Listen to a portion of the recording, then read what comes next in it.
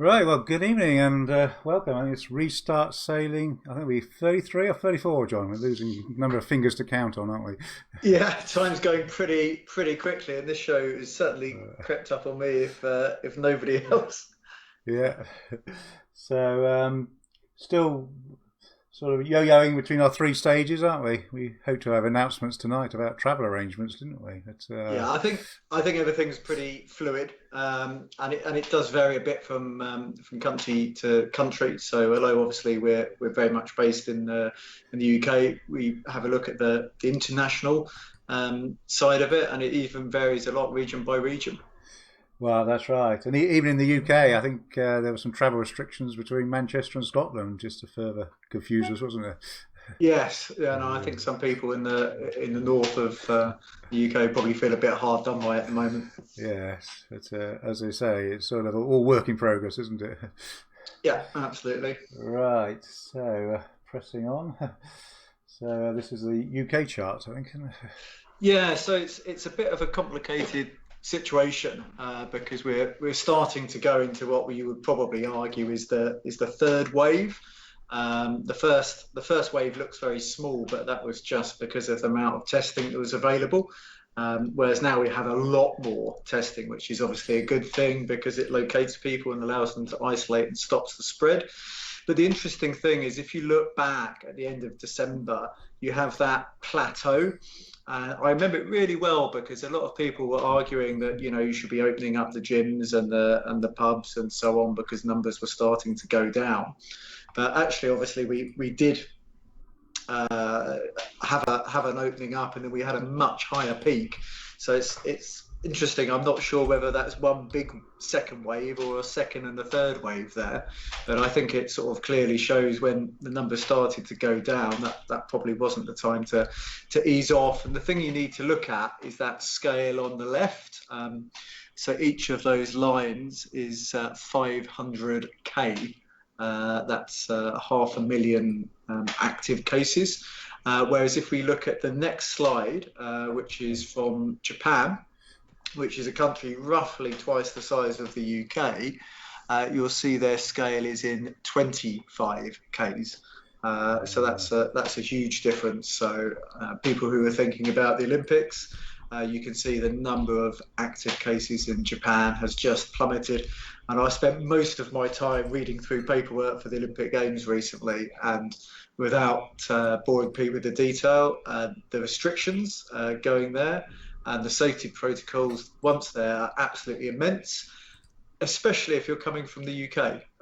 So those countries in Group 2 or even Group 1 will have far more restrictions, which is very sensible because we have seen that the Delta variant, unfortunately, is increasing the spread. And I think it's good to have names like that rather than singling out a country. Yeah. Okay. So yeah, still lots of activity on the Restart Sailing group. Actually, just looking at the news, Northern Ireland have just published the green list for foreign travel, but only a few islands on there to go into Northern Ireland. So that doesn't feel. Yeah, I mean, it almost made me laugh if it wasn't such a serious thing. But when we published our green list, most of the green list was countries that we couldn't really get into anyway. So it's all very well being green, but if they're not going to Yeah. accept us, Well, I guess um, the feel good factor there is a green list, but yeah, and I think the group's been really useful when people are considering their travel, what they can do, so the news gets out there very quickly because there is exemption for sporting activities, which some people may not be aware of, and just for general clubs, just to show them, how to open in the safest possible way, because as with many things in life, extremist view really isn't very good. It's not a case of absolutely everything should be open up, but also a lot of things can run in a very safe way. I said that graph, I was just looking back at the active cases, and it was unbelievable that the UK didn't close down over that sort of Christmas time, because obviously lives were lost. So I think there's lessons to be learned there, and I do understand that nothing's black and white when people look at the elite sport people who are allowed to travel and compete as a sort of recreational, but that must be quite frustrating. So it doesn't seem like there's always as much common sense in the decisions as perhaps you'd like, but we are where we are. And the good thing as a sport is that we can all go sailing. Yes, and it's good that everyone's sharing some of the ideas and sharing ideas of how to make it work, isn't it?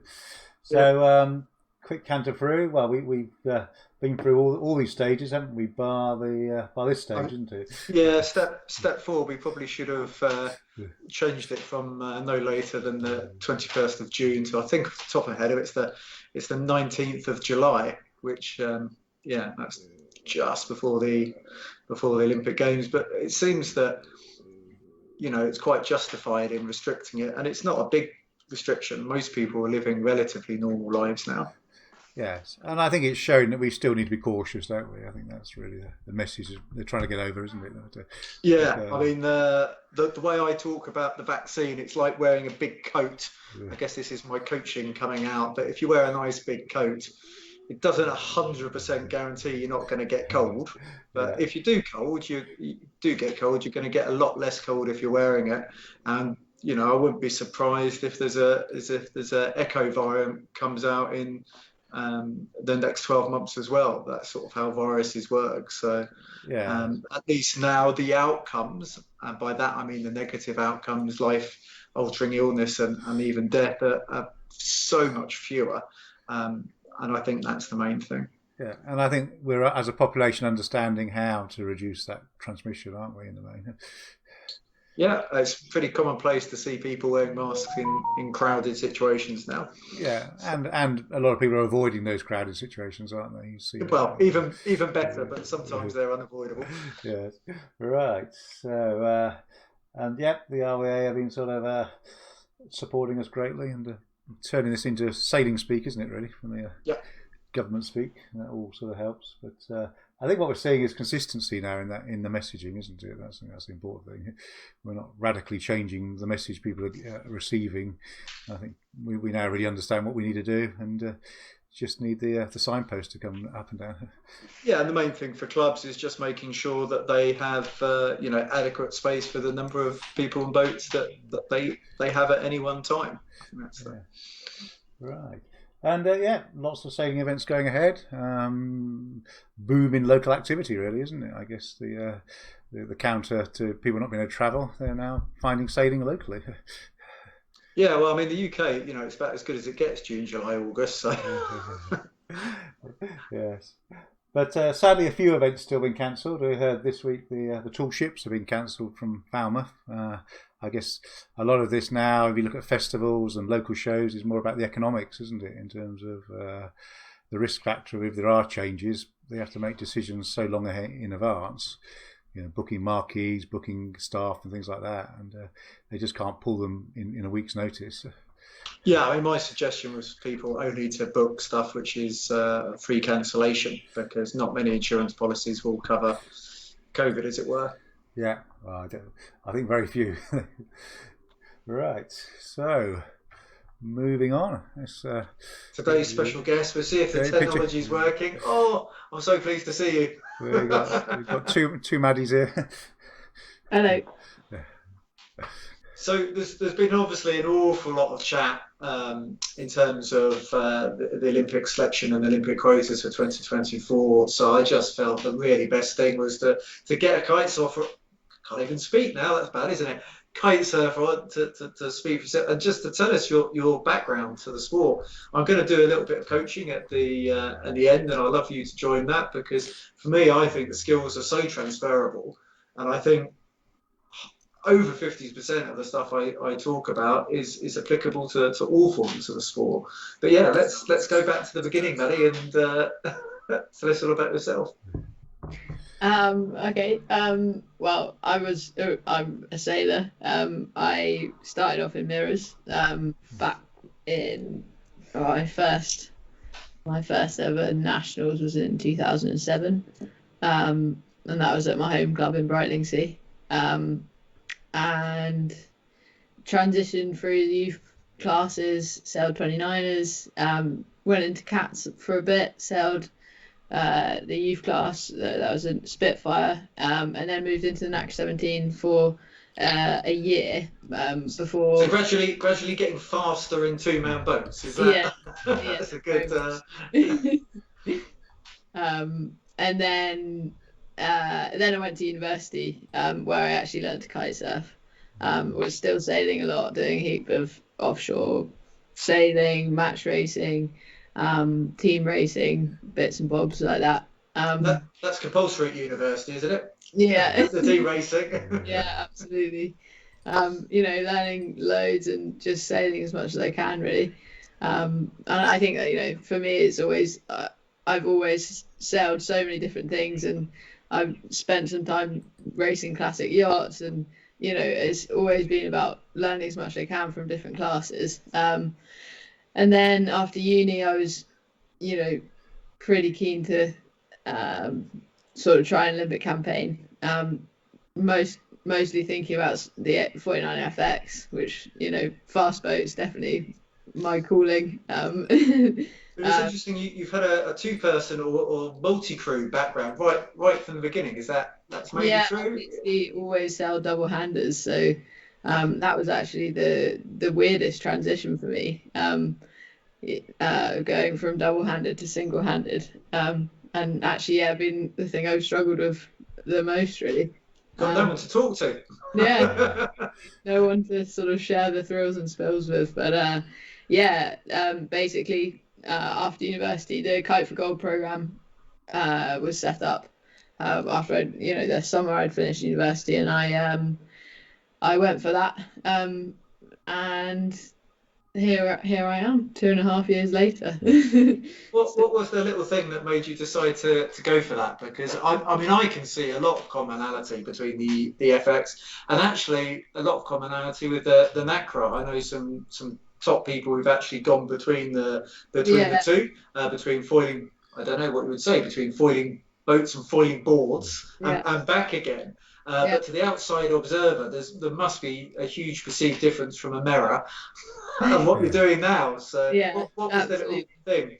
thing? Well, to be honest, it was actually just a question of uh, the opportunity that was presented to me. So um, I actually received a phone call from Roy McCubbin, who was big in organising, sort of within the British sailing team, and he was kind of, uh, you know, has always been in the REA as I've grown up, basically, and suggested that actually I should go for Kite for Gold instead of 49er. And personally, at first, I was like, oh no, I definitely want to sell the 49er. And um, you know, that was definitely what I thought originally would be my pathway. But it just so happened that uh, I didn't have a crew straight away, and the logistics essentially meant that kiting made the most sense.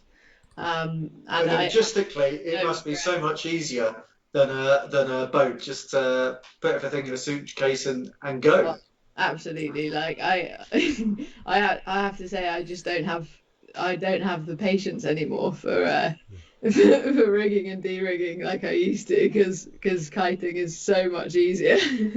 Um, And to do the regatta circuit as well. You're not, I'm not thinking about going to Holland now. I'm thinking about Brisbane 2032, being able to just hop on a plane rather than wait for weeks and weeks and weeks for your equipment to show up in a container. yeah, absolutely. We worry about, our bags being 20 kilos plus, but at the end of the day, it's pretty easy being able to just put all of our equipment into two or three quiver bags, and off we go, really. And what was it apart from the lack of rigging that made you stick? I asked what got you involved, and it's funny how sometimes one door closes and another opens. You can't find the crew, and actually another opportunity is right there, staring you in the face. But there must be some love and passion there to keep you keep you in. Yeah, for sure. And I think at first, like, it was a bit of blind faith, really, because where we are now is so far beyond where we started. But what we had in our team, which is a solid team of 5 girls now, and the guys as well, it was two guys, is serious motivation. And work incredibly well together, and I think and that's probably one of the main driving forces that sort of kept me going in that first winter. We spent our first winter in Mexico, learning to foil. Where was that, out of interest? It's a bit of a kiting or foiling mecca. It's down in Baja California, and sort of a lot of kiters or foilers have gone there to train many winters. Connor, one of the guys, That's Connor Brainbridge. yeah, he's a big guy for a few years. He is a big guy. Yeah, it's like best part of 2 meters. I was scared to get an interview with him in person because I didn't think I'd fit on the screen, but I'm still trying. yeah. No, he's a big guy. But he's been training and said it would be the best, one of the best places for us to go. It's pretty safe. It's kind of, you've got a kind of a bay with a prevailing cross-shore wind, but essentially if anything goes wrong, you end up in the bottom of the bay, on what's called South Beach. So you literally have a safety net and the walk and the walk back. Yeah, rather long walk back, but you're pretty safe. We used to pick people up at Castle Cove from the academy, I guess, is the yeah. So, anyone who knows me knows I'm an absolutely huge fan of the squad system, because it's something I see in every single class. And I think that the joke, but actually it's true for the Finn sailors. If you look at the Kiwis, they're probably the best two-man single-handed team. We've got two guys who work together incredibly close, and they just got first and third at the world. So I mean, I think that shows how important it is. And a squad of 5 is perfect for someone who wants to get involved. How do they get involved with kite surfing? Because I guess for other sailing pathways, it's probably more obvious, perhaps. Absolutely.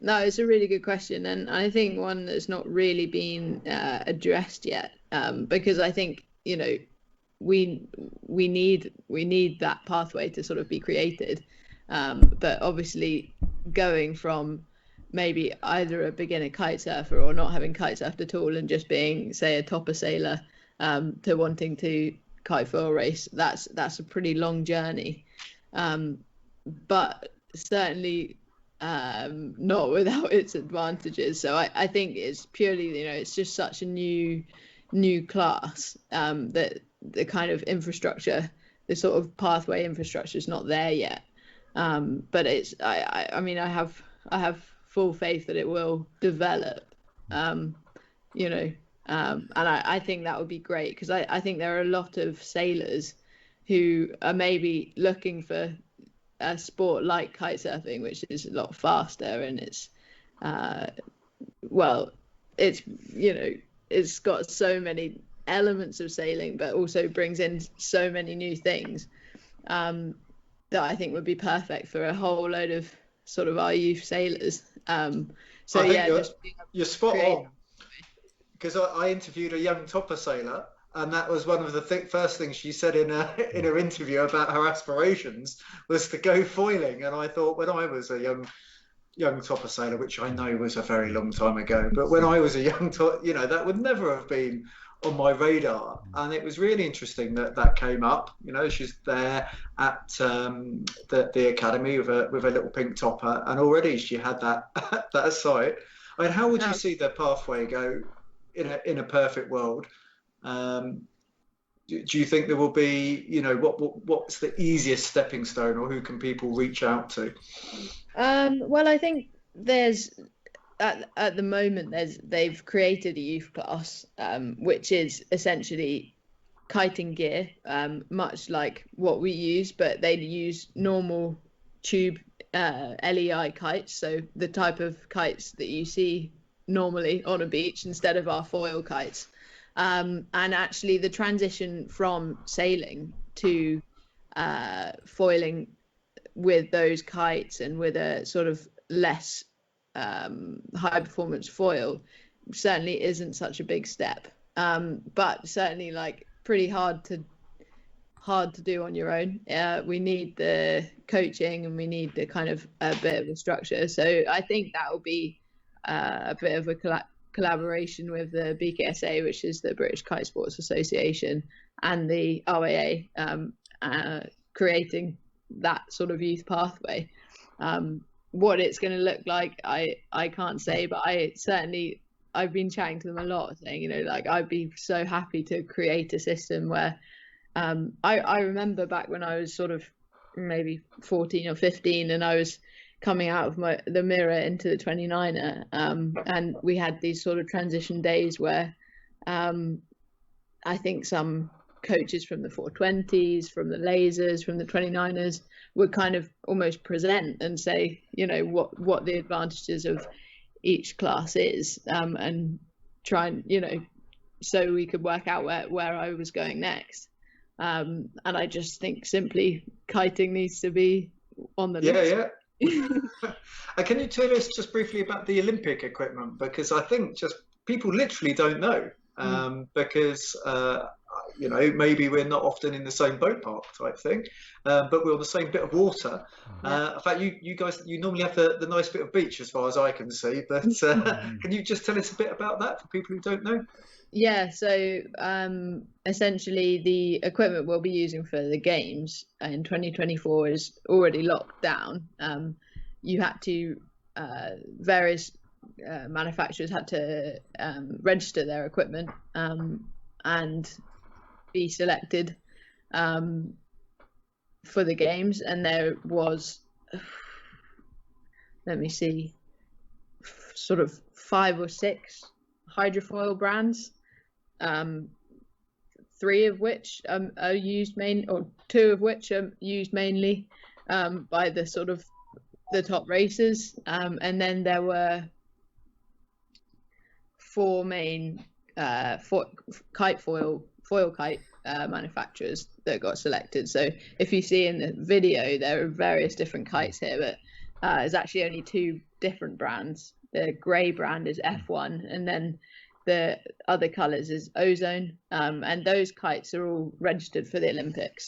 And there's been a huge development within each of those brands to create an Olympic kite. And the kites themselves, they are they're called, we call them foil kites or ram air kites, and essentially they're a bit like a paragliding wing in that they have kind of air inlets along the leading edge, and then they kind of self-inflate.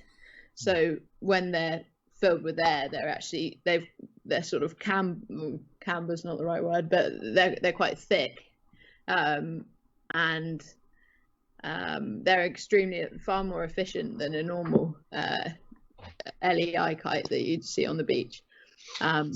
Because you have different sizes of kite. How does that work? I mean, it's good to hear you're all frank and priant, because some of us older classes are going through that pain at the moment, having to have different manufacturers and so on and so forth. But can you explain the different sizes and how that works in a racing context? Yeah, so we have 4. We're allowed to register 4 different kite sizes, between 7, but no one really uses 7 meter. We mostly use 9 meter, 11 meters, 15 meters, and then either a 19 or a 21, depending on if you're sort of bigger, heavier guy, or the girls generally use 19s, but that's not a hard and fast rule. Some girls use the 21s. There's even a 23 and a 25 meter kite registered, but again, generally people use either a 19 or 21 meter square kite as their biggest.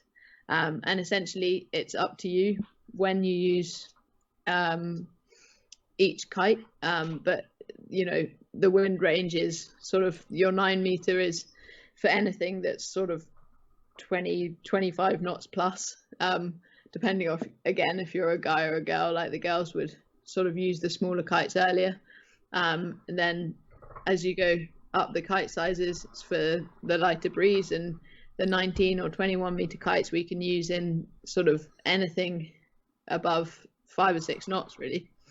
Because I was very impressed looking at Ahu's 2018, which now, crikey, seems a long, a long time ago. Yeah, But there was a before huge. I was foiling. Oh wow! I mean, there was a huge size and weight range there because that was the biggest Olympic qualifier for 2020, and so they looked at all the classes and you know how heavy the heaviest were, how light the lightest were. Is everybody on the same board? So the boards are actually open. Yeah, so you can do whatever you like with the boards. And there's a load of development in there. Actually, Connor Bainbridge, one of our guys, he has designed and builds boards. So all of our boards are designed and built locally on perfect. board, which is pretty great. Very handy. But yeah, there's a fair amount of development there, but you know, there's a few ideas, you know, the sort of weight range and the stance that you're going for. They're all pretty similar in terms of the different boards that are used internationally. So yeah, that's what happens with elite sailing. It always brings the tolerances down as people work out what's fast and whatnot. Any sort of final words, you know, offering encouragement for the people who are thinking about doing it? You're obviously having a lot of fun. It's obviously a huge growth part of the sport, but it does feel a little bit different. So sort of little final thoughts? For sure. I mean, like, if I absolutely encourage any sailor to consider it as an option. Like, I have absolutely no regrets, and I think, you know, it's very much, I use my sailing brain every day when I'm training and racing. It's the crossover is huge. It may look very different, but actually in reality the race course is the same. And you know, if I have a good first beat, have a good start, get the shifts right, then I'm looking good. And so, you know, that sounds like my usual pep talk. It's all very similar. But I think absolutely, talk to me, talk to any of us kiters. We're all very happy to help if anyone's interested in progressing into the sport, because yeah, we love it. Well, thanks, Maddy, so much. I think Simon's given us a very subtle hint here, which I should be moving on. Press the buttons, but yeah, no, great to hear from Maddy, and great to follow her progress. Really, as you said, from mirrors. It's like in the old days of pubs where they used to dim the lights when you were meant to be leaving. Yeah. But we've been doing lots of chats recently. We just had the second part of my chat with Simon Hiscox, who's arguably the person who introduced me to sailing or encouraged me sailing a lot, and he's been in the moth class for a long time, and he's actually a boat builder and a double Olympian. So his talk was so good, we ended up putting it to two separate chats. So there's always some content going up on YouTube, and I would really advise people listen to the second part, because Simon was one of the people who called the outcome of foiling to me about 20 years ago when we were all wondering what was going on, and he made a prediction about what's going to happen in the next 20 years. So we have to see if he's right. Right. And sorry, John, I skipped over the. Yeah, but Maddy made this point very well. I like that. I'm going to probably steal that from you, Maddy, about using your sailing brain, because there's so much in sailing that's similar, whatever classes you work with. I mean, I've really enjoyed watching the RSX medal race because it's really shown me on a medal race course area where the pressure is, because suddenly they go very different speeds and very different angles. Yeah. So it's actually very good education when I'm planning for the medal race in the water pushers in the Ilka 6s and 7s. And I just wanted to talk a little bit about velocity made good, because I know sailing has so much jargon in it, and as coaches it's really easy to throw this around without thinking about it. And the cliche, and it's the reason we spend so much time working on boat speed, is that if you're fast it makes you a tactical genius. But actually it's not about speed at all. It's about velocity made good, and it's the distance you make progressing to the next mark. And we're doing a lot of preparation now for Japan, and I hope people will enjoy that Olympics. And it's a hard venue. So normally what happens is you try and find a mode of sailing which gives you maximum VMG, whether that's going upwind or in this little diagram going downwind. I mean, if you look at boats like the 49er, if they go in marginal conditions, if they go very high or very low, the difference in speed and distance sailed is huge. In other classes, perhaps it's not so obvious, but this little diagram shows that you can sail a variety of angles and achieve the same VMG. If people are wondering the reason, and I should have said this earlier, all the boats have just one little sail on, that's not because I spend most of my life looking at what we would have called lasers, but it was just easier to draw that way. But I think this is a good general principle, but also it's easy to do a diagram like this, but often the maximum VMG is somewhere in the middle, not at the extremes, because if you go really high on the downwind, it's very easy to sail a lot of additional distance, and you sail quite high risk in that respect. Or upwind, if you sail really high, it's hard to keep the boat speed up. And the opposite true downwind when you're sailing low. If the boat begins to stall, some boats like the Nacras, I mean, it will be really hard to sail in the big swell that we see in Japan.